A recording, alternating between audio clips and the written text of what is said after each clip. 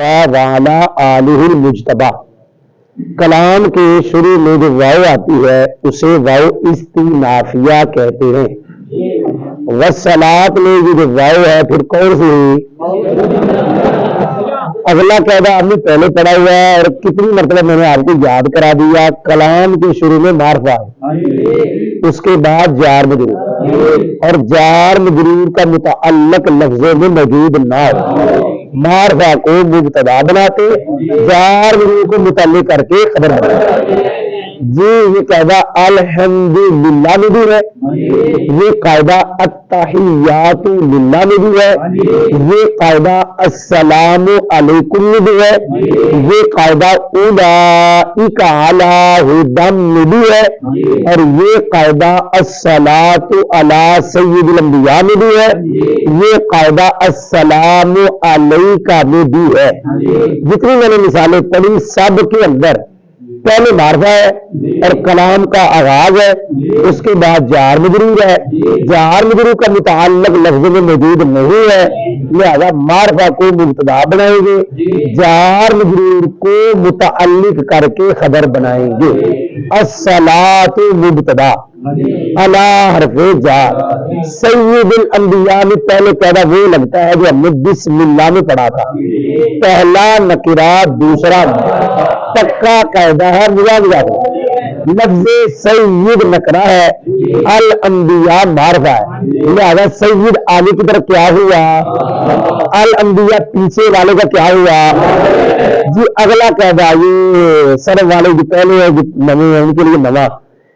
पहले आए लकब या पहले आए सिफत, लकब आए आगे आए नाम, वो जो लकब होगा वो जो सिफत होगी वो मुबदल भी हो, और जो नाम होगा वो बदल।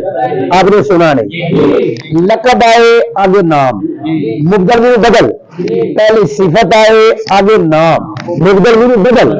सय्यिदुल अंबिया ये नबी पाक सल्लल्लाहु अलैहि वसल्लम की सिफत है, आगे नबी पाक सल्लल्लाहु अलैहि वसल्लम का नाम है, लिहाजा सय्यिदुल अंबिया मुजाफ में मिलकर क्या बने?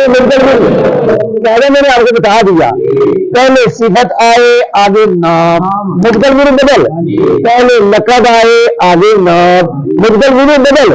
तो यहाँ पहले सिफत है आगे नबी पाक सल्लल्लाहु अलैहि वसल्लम का नाम है, लिहाजा सय्यिदुल अंबिया मुजाफ में मिलकर क्या बना? आगे नबी पाक सल्लल्लाहु अलैहि वसल्लम का नाम क्या बना? लेकिन याद रख रहे हैं दो चीजों पे कसरा आता है, एक वो जिसके शुरू में हरफ़े जार हो, दूसरा वो जो मुजाफ इलैह है। अगर इसके अलावा किसी पे कसरा आया होगा तो वो ताबे होगा।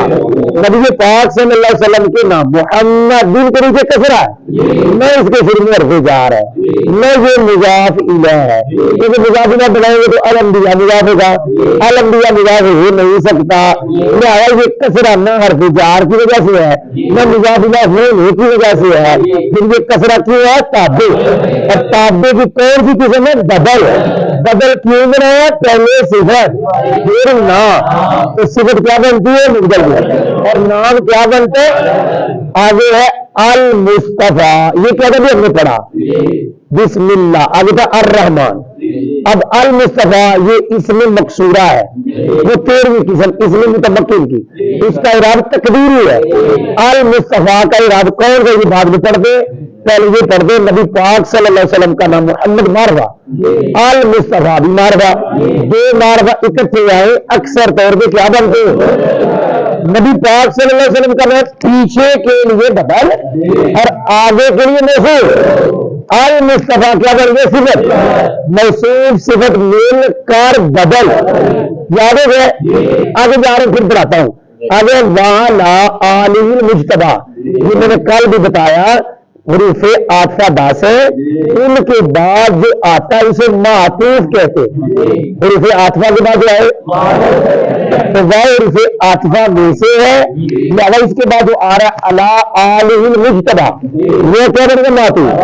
میں نے کہا تھا معطوف کی پہچان آسان ہے، کیونکہ جو حرف عطف کے بعد ہے وہ معطوف ہے، معطوف علی کو تلاش کرتے، لیکن جیسا معطوف ہوگا ویسا معطوف علی واو کے بعد ہے جار مجرور، تو پیچھے معطوف علی بھی کیا بنائیں گے؟ جار مجرور، یاد ہی ہے۔ اب جار مجرور ہے علی سید الانبیاء، کون ہے جار مجرور؟ پیچھے اس میں بننا ہے معطوف علی۔